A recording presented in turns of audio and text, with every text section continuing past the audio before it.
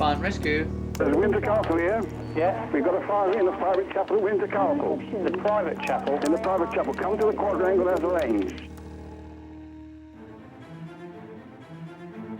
A huge fire is tearing through Windsor Castle, with flames shooting from the turrets and smoke pouring over the town. In November 1992, over 200 firefighters battled to save one of Britain's most important buildings. This is their story. The adrenaline's flowing, and you're so focused on what you're doing that you don't think of anything else. Couldn't quite believe my eyes, to be honest. It looked like there was a significant fire developing. There's potentially firefighters that are in trouble. As more than 100 rooms burned, filled with millions of pounds worth of art, the world looked on. It seems likely that priceless national treasures will have been irreparably damaged or destroyed.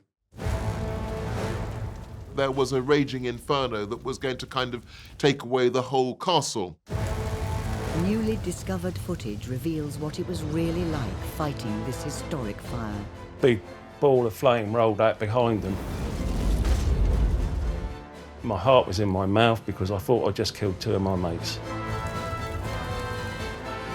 It's clear that what we're witnessing here is a national tragedy. All those firemen arriving, I did not see how they were going to contain it.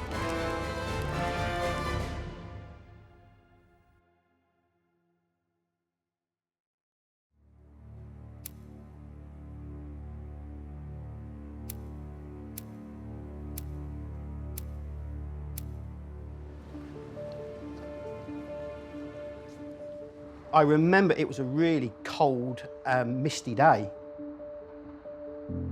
We were re-gilding the state dining room ceiling.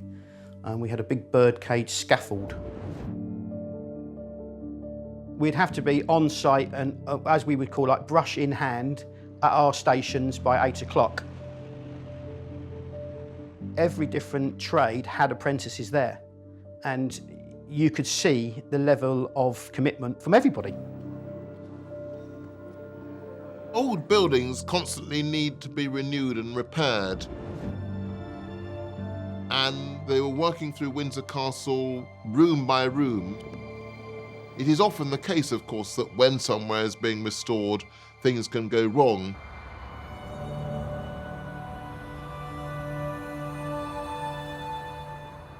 That day in November 1992, I recall it starting in a fairly low-key way. The Queen would tend to go to Windsor on the Friday morning. It was very much the Queen's home, and it's where she spent most of her weekends when she was based in London. I went down to Buckingham Palace to have a cup of coffee with the Queen's press secretary, Charles Anson, as you do. And so I was sitting in the press office with Charles, and we were just chatting about this, that, and the other upcoming events, when one of the Queen's senior staff came, poked his head round the door and said, "Oh, Charles, could I have a word?"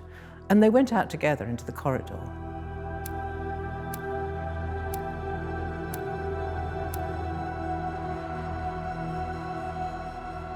We'd just come back from break, and I heard a muffled shouting. And one of the other gilders, because I was the youngest in the apprentice, was go and see what that noise is. I was in the state dining room. So I've walked through the drawing rooms and turned right into the Royal Chapel. I was literally just confronted with the curtain on fire. When you see proper flame, when you see proper fire, it's terrifying.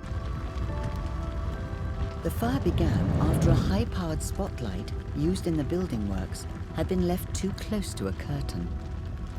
Within minutes, the flames were spreading rapidly across the Queen's private chapel. I still wasn't sure if anyone else knew about this, because the castle was a big, big place, and I wasn't sure. I remember thinking, does anyone know this place is on fire?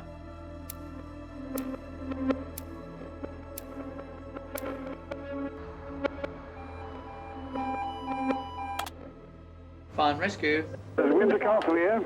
Yeah? We've got a fire in the private chapel at Windsor Castle. The private chapel? In the private chapel. Come to the quadrangle, there's the lanes. Just a moment. Now, is this a fire alarm or an actual fire? It's a fire being reported. Fire in private chapel.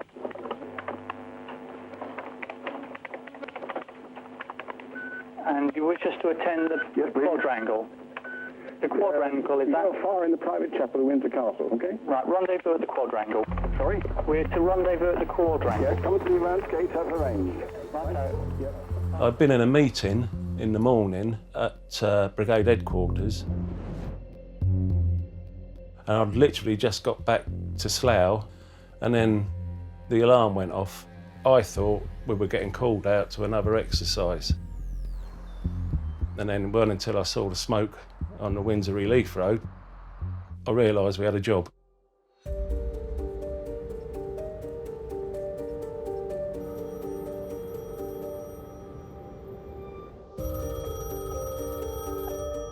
I got a phone call saying there was a small fire that had started out at Windsor.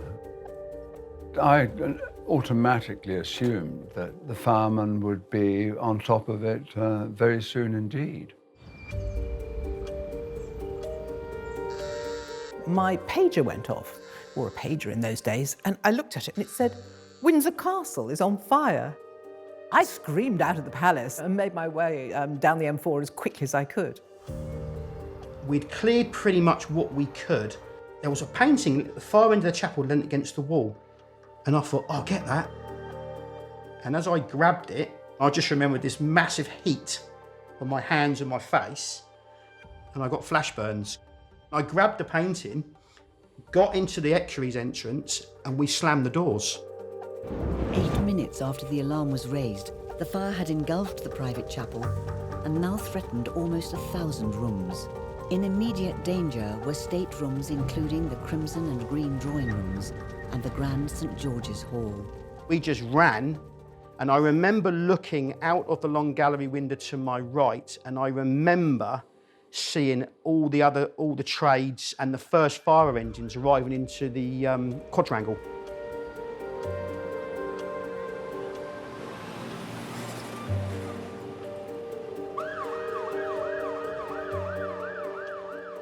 We pulled up, we're on our own, basically, and I knew I was going to have to be officer in charge.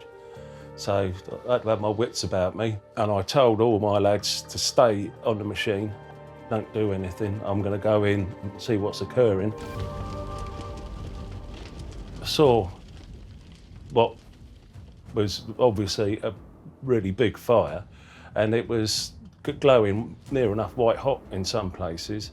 It was getting fed by the debris that was falling down from the ceiling above. And I made pumps 10, which was asking for 10 fire engines to be on the scene.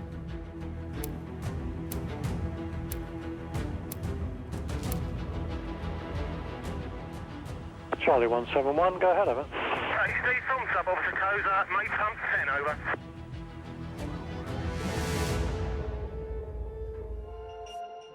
It was pretty obvious I needed 10. It was, if I ordered 5, I think that would have been a dereliction of duty, really. We were actually out in the fire appliance when the first call came in. As Windsor Castle is what we call a special risk, and there's a tactical plan, we do a lot of training and exercising, and we thought it was another exercise. We need to contain the fire and obviously try to put it out, but there was no chance of doing that from where we were, so it was trying to stop the spread. I briefed my men, they went in and tried to fight the fire.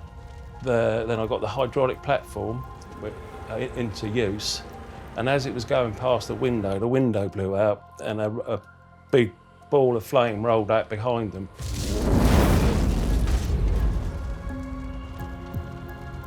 My heart was in my mouth because I thought I'd just killed 2 of my mates. I screamed into my radio up to the officer in charge of the hydraulic platform, And he said, "It's all right, I've seen it." And he just panned the hydraulic platform away, the fireball went up, and then he brought it back in and carried on with the job he was doing. He was just trying to contain the fire and hopefully try to diminish it, put it out. Well, you have got tough calls to make, but then that's the nature of the beast. If you can't do those decisions, then perhaps you should look at another employer.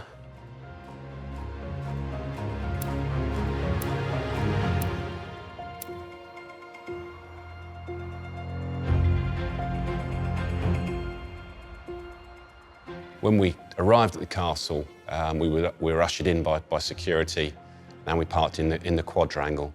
We could see heavy smoke and flames coming from sort of one end of St George's Hall. Probably only been to one significant fire, and that was probably a bedroom fire in a house. So to turn up to a huge historic building such as the castle, yeah, had quite an impact on me.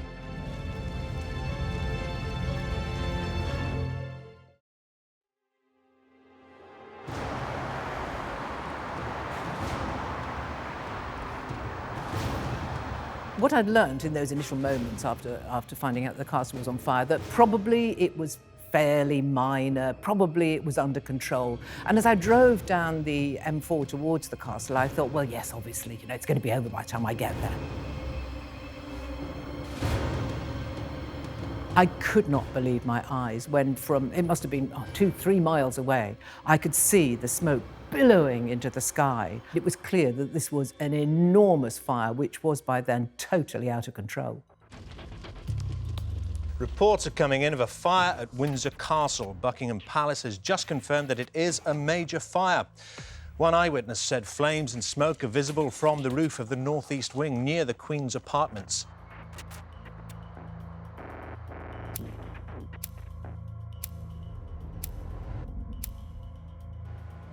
Calling with priority, go ahead of her. HD Delta 191 from SCO Ashfield. Make pump 20. 10-10 officers required. Over. 36 minutes after the first alarm was raised, 20 fire engines and over 100 firefighters were needed to tackle the blaze. The streets were just lined up with people. I felt quite emotional. The people just waving at us as we were going through the town of Windsor. But you're also focusing on potentially the job that you're going to go into, and you're thinking ahead about what duties you might be able to perform. You have to psychologically get into that right headspace as well. Many of the arriving firefighters were directed to battle the fire in the east end of St George's Hall. We were asked to make entry into the castle and start fighting the fire and trying to stop it travelling up St George's Hall. The smoke layer was probably just over head height, and there was a lot of ornate plasterwork falling down from a great height. The deep smoke layer hid a major problem for the firefighters. The fire was travelling above a false ceiling. This large void, filled with dust and dry timber beams, was the perfect place for the fire to spread undetected. I don't think anyone knew about the void in the ceiling. The fire was going through that, it was reaching the next wall and coming down behind the firefighters. We sheltered under one of the arches. We were aiming our jet up into the smoke layer. Unfortunately, we couldn't see where the fire was, so it was having little effect. And it wasn't long after that that we withdrew.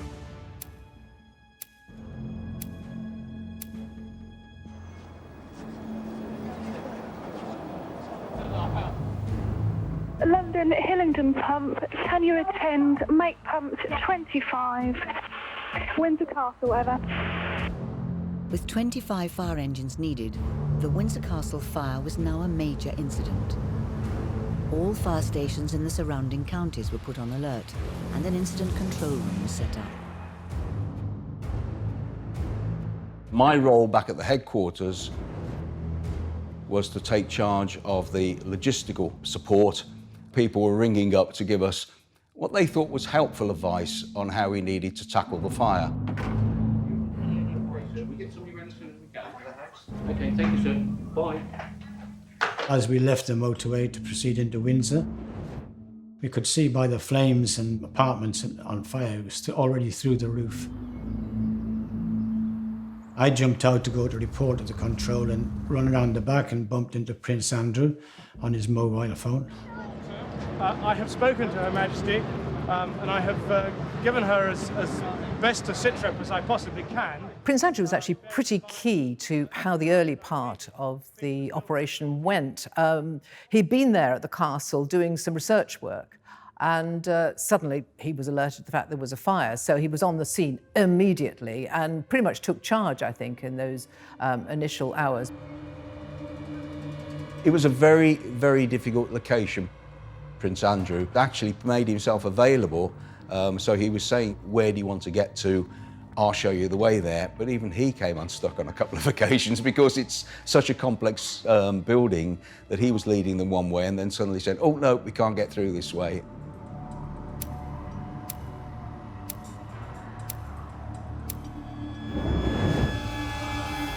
In just over 2 hours, the fire had destroyed the private chapel, St. George's Hall, and a number of smaller rooms. Flames were moving towards the Queen's private apartments, full of priceless works of art, and her personal possessions. In the fire's immediate path were the green and crimson drawing rooms. We noticed the big double doors, and I opened one of the doors slightly and I could feel the air being sucked in, and I noticed there was a lot of flame behind there. Little did we know that above these staterooms was what they call the grace and favour rooms, bedrooms, bathrooms, etc. And the fire was up there, spreading through these rooms. I backed out into the green drawing room. I noticed that the ceiling had dropped down approximately 12 inches. I just shouted, stand from under, when the ceiling come away at one side and it flipped over completely, come down. I ran out onto the east terrace and shouted down. We had persons reported, which is a term used that somebody was trapped. One of the parts of a firefighter's training is to understand what an evacuation signal is, which is repeated blasts on a whistle. I remember hearing whistles from within the quadrangle being blown, which was very surreal. I never expected that, to hear that in my career. You're briefed, you're taught to, if you hear those whistles, to start blowing them yourself. So we started running towards the building, blowing our whistles to ensure that everybody was aware that our evacuation was being announced. This is quite serious now. There's potentially firefighters that are in trouble. That's just a completely different feeling. You're going into a situation where you know there's a serious fire, you know there's an evacuation, you know that potentially that there's firefighters missing.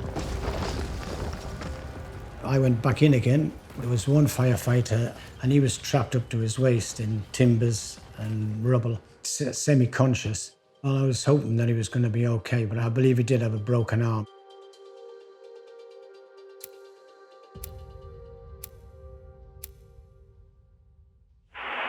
Charlie 191, pass your priority, Evan. HD from DCFO Harper at special address 1. Make pump 3535. The call for 35 fire engines made this one of the largest attended building fires Britain had ever seen. Over 200 firefighters were now battling to save Windsor Castle. I was so intent on what we were doing with the fire, it wasn't until I turned around and I saw every man and his dog was in the quadrangle, and I thought, wow, where did these come from? There were so many people running around, you had to concentrate basically what the job that you had to do. A huge fire is tearing through Windsor Castle. All afternoon, the battle has raged on two fronts, one to stop the flames, the other to save priceless paintings and ornaments.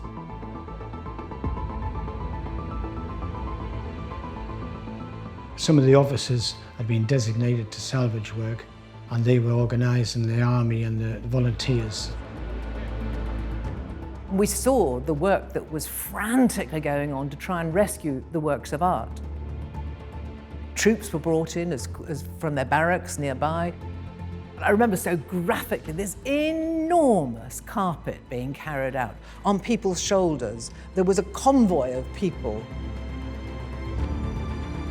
People were coming out with artworks under their arms, pieces of porcelain, wonderful paintings, anything they could do to rescue them from the flames. Some of the masonry and fabric affected by this fire at Windsor Castle can no doubt be restored or repaired, but it seems likely that priceless national treasures will have been irreparably damaged or destroyed. And it was very lucky actually that it wasn't raining that November day, because much of this stuff actually went out onto lawns. Many of the most precious artifacts really in human history were very close to the seat of the fire, in the Royal Library and the print room. These portraits, commissioned by George IV to celebrate the defeat of Napoleon, worth several £1 million each, were just two of many rescued from the Waterloo chamber.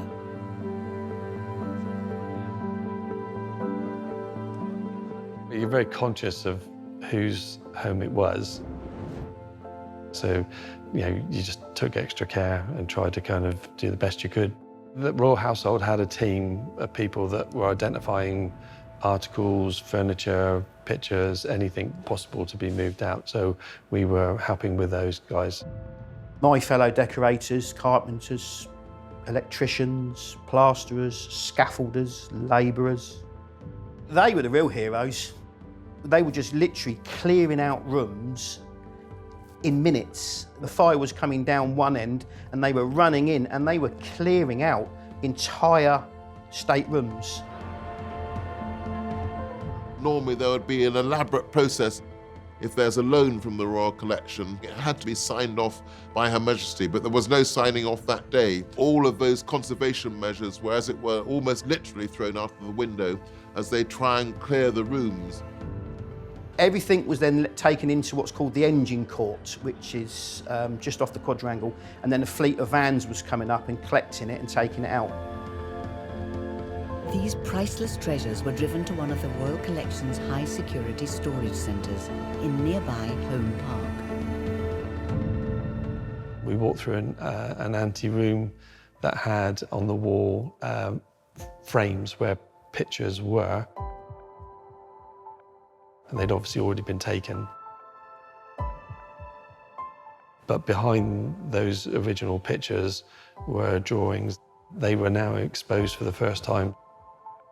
The salvage operation had uncovered 16 hidden pantomime figures, painted for the young Queen and her sister Princess Margaret in the 1940s.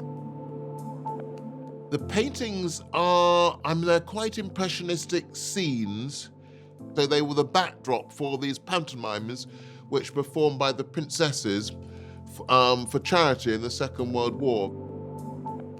And it was very important in the Queen's life because it's, in a way, her training as a public speaker, that she had to perform leading roles in a pantomime as a young woman.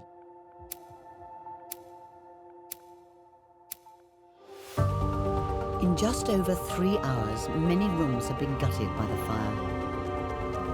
Even with hoses blasting thousands of litres of water at the blaze, there was no sign the flames were slowing down.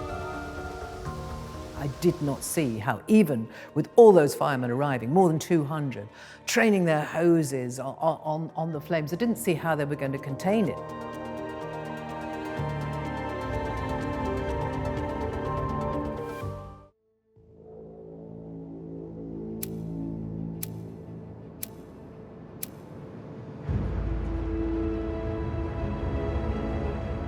Fire doesn't hold back. It doesn't matter who you are. And everything ends up just being a black, charred mess. After burning fiercely for 4 hours, the fire had destroyed staterooms, offices, and other private spaces. With her personal apartment still at risk, the Queen travelled to Windsor to see the damage for herself.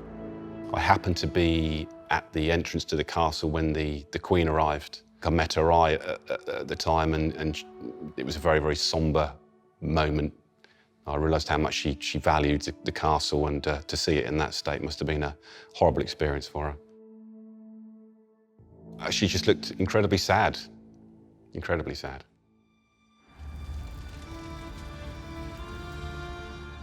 Fire doesn't discriminate. She looked physically upset without crying. She looked concerned as any person would be.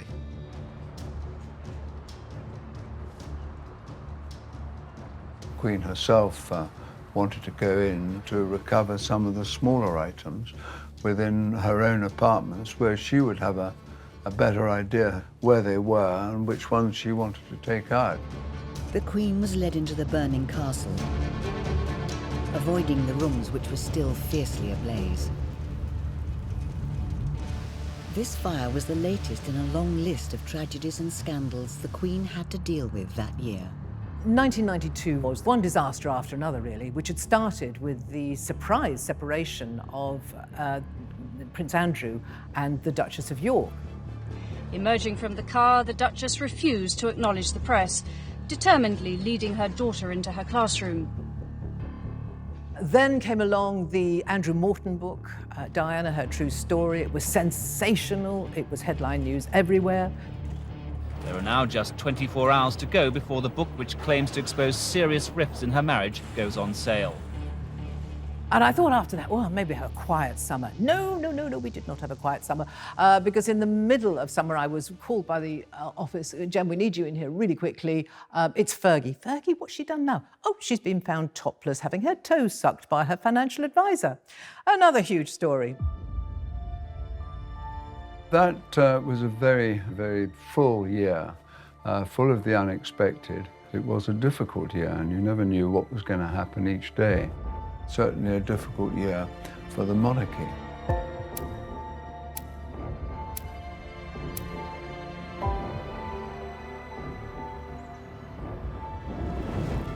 After more than 4.5 hours, the fire had already destroyed nearly all the staterooms on the south side.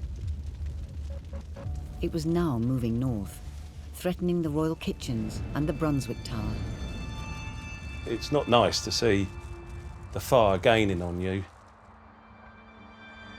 We went to see if we could find another way in to fight the fire, and we found like a passageway that went all the way to the Brunswick Tower.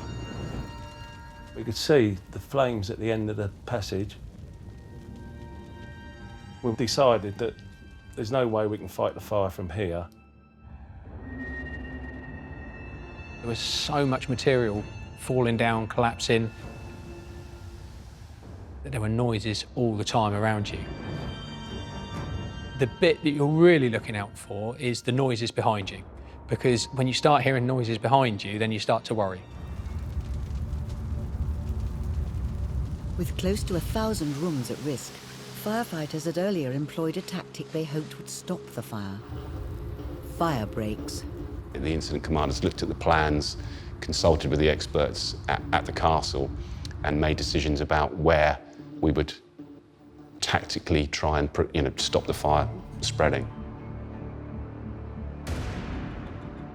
So you use natural obstacles such as thick walls, thick part of the construction.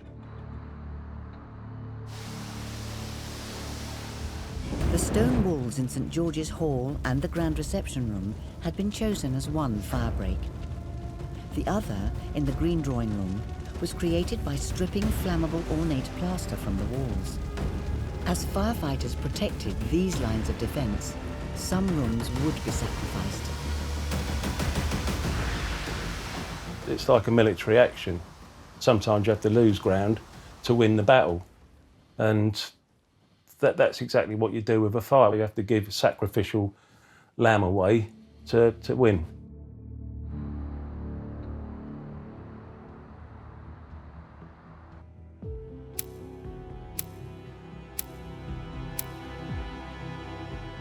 It's clear that what we're witnessing here is a national tragedy. 5 hours on, The flames still rising from the turrets, smoke as thick as ever. The battle for control still far from over. The fire breaks were holding, but the blaze was beginning to take its toll. The castle was silhouetted by the flames themselves.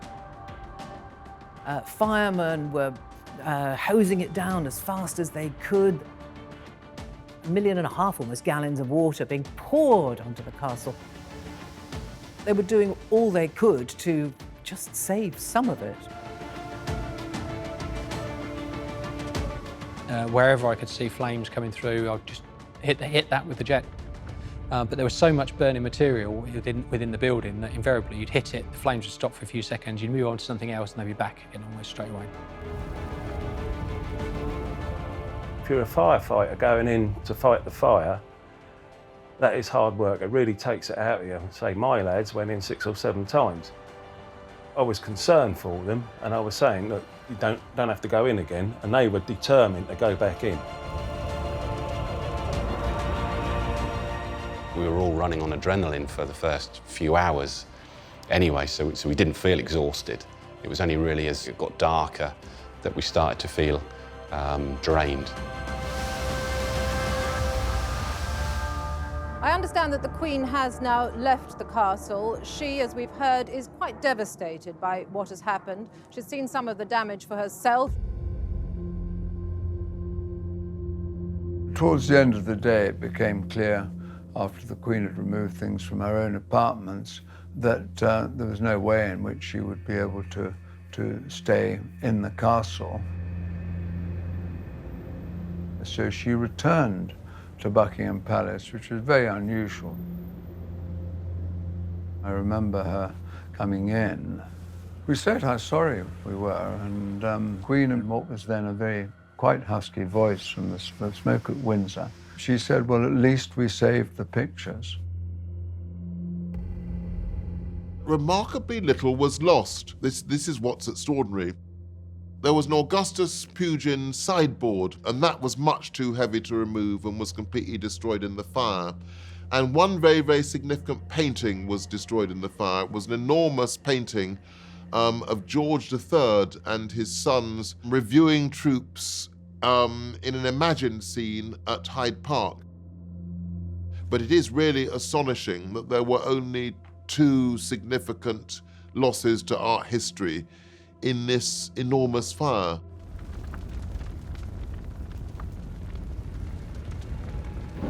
Late in the evening, the key battle for the firefighters was now in the northeast corner of the castle. The Brunswick Tower.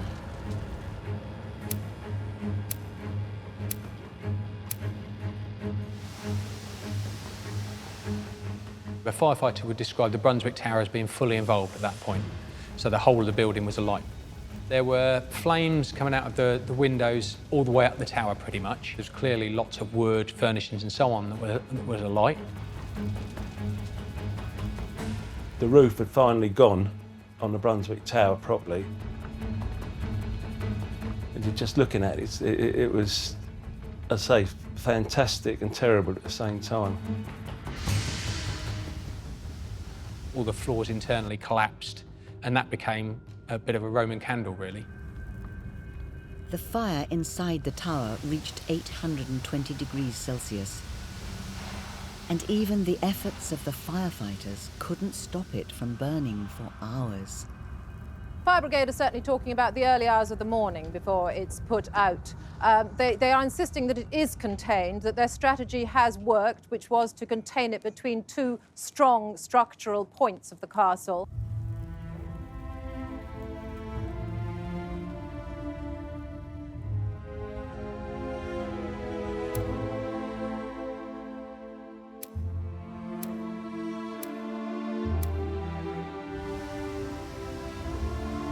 In the early hours of Saturday morning, the flames were finally extinguished.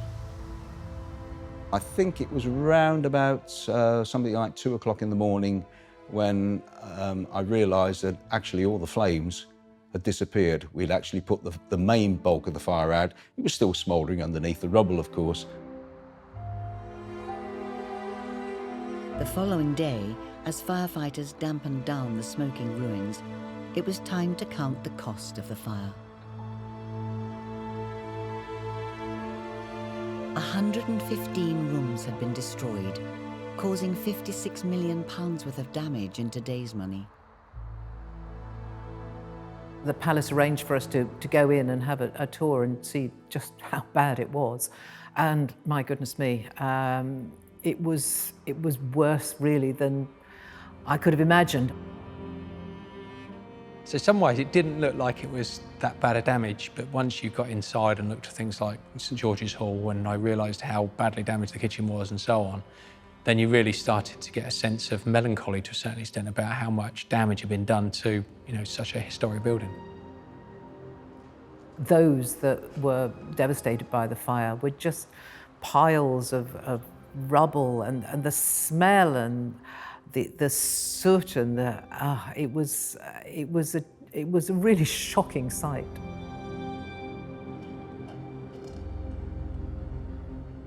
In the castle there was ornate gold leaf plasterwork all over the floor, and then to see it on the floor like that, soaking wet, it looked absolutely awful.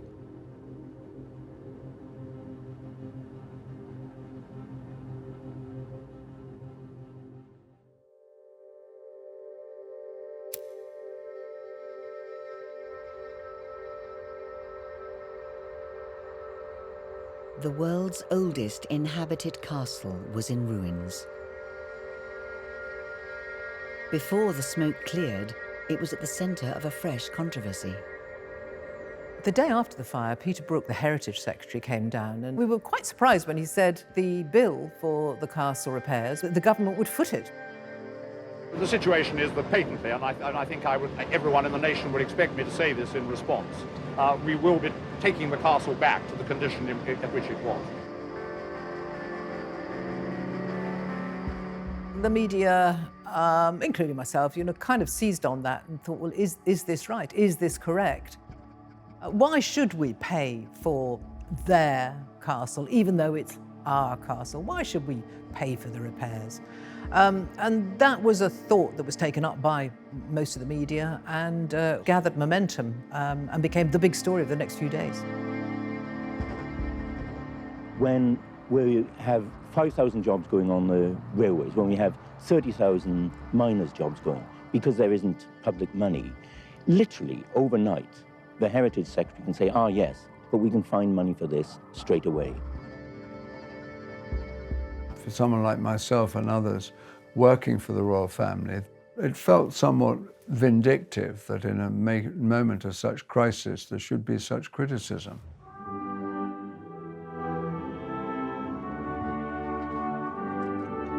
The Queen was under intense scrutiny to see how she would respond to this criticism.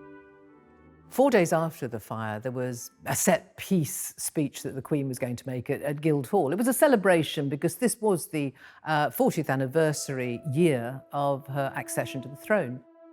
One was very conscious that she had a cold and that also the strength of her voice had been affected by the smoke. During the course of that morning, the huskiness of her voice led her to think that actually it would make more sense for her to speak before lunch rather than after lunch. She looked quite tiny as she came into the Guildhall, and she stood up to make a speech. And her arm, I remember as she spoke, she seemed nervous and almost trembling. My Lord Mayor, could I say first how delighted I am that the Lady Mayoress is here today. Seeing the Queen speak publicly in that slightly croaky voice, of course, was emotional. This generosity and wholehearted kindness of the Corporation of the City to Prince Philip and me would be welcome at any time, but at this particular moment, in the aftermath of Friday's tragic fire at Windsor, it is especially so. It has turned out to be an annus horribilis. I suspect that I am not alone in thinking it so.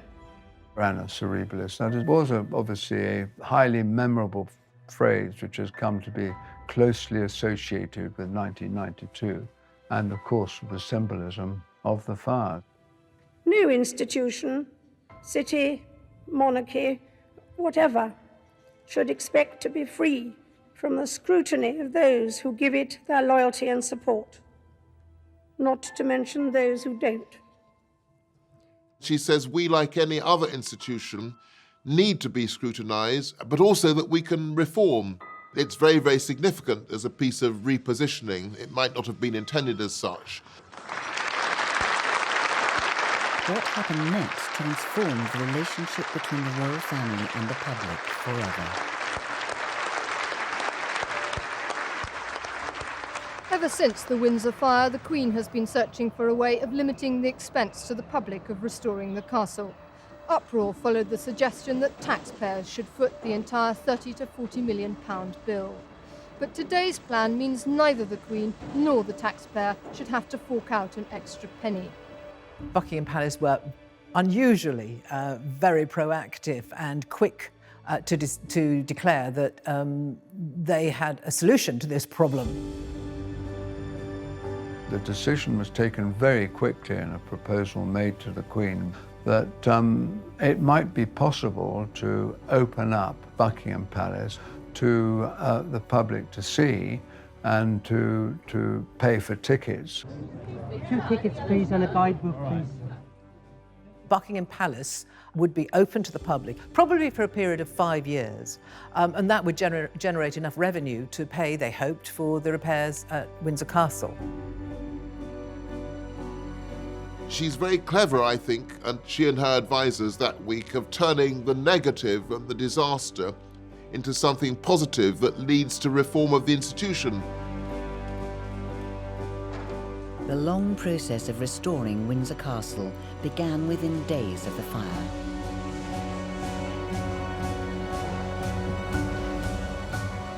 Leading the restoration project was the Duke of Edinburgh.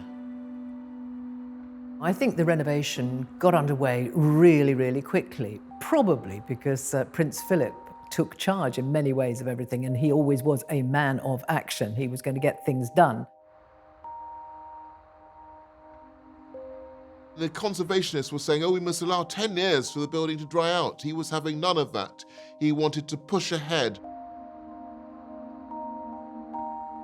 I think a lot of skills were brought to bear to restore Windsor Castle and in some ways make it even more glorious than it had been before.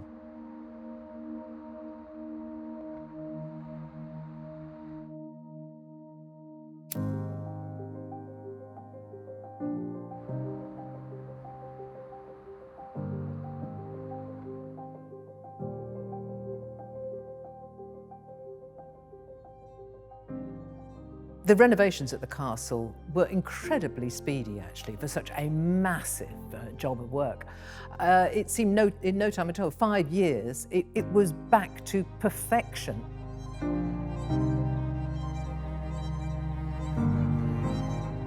And incredibly, all that work, all that renovation came in under budget.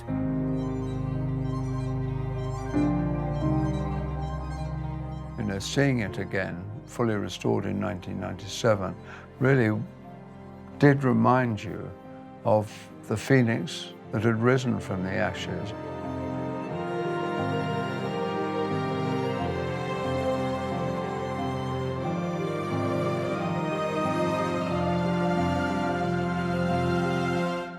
There were some changes. I remember being shown that the private chapel had now been relocated. Sure, that had been Prince Philip's idea. And a lovely touch was that he decided that the fire, the Great Fire of Windsor Castle, should be commemorated, not forgotten. And he commissioned a stained glass window for that private chapel.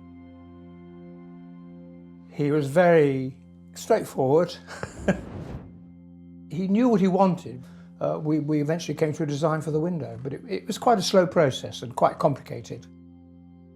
We actually ended up with the religious resurrection, Christ rising, which was the top half of the design.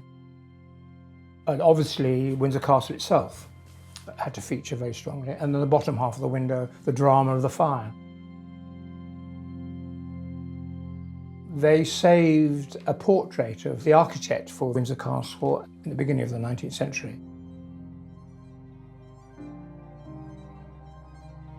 One of the images was of a fireman actually rescuing the picture, and I'm carrying it out of the ruined tower, and I actually made that part of my design, which the Duke did like. I think it's great to see firefighters being recognised in something as significant as Windsor Castle. It's a real privilege. This is a commemorative medal that everybody involved in the fire was gifted. Yeah, I'm quite proud of that. Firefighting's always been something that I've felt privileged to be able to do because of, you know, the opportunity to get to help people. I'm sure every firefighter feels much the same.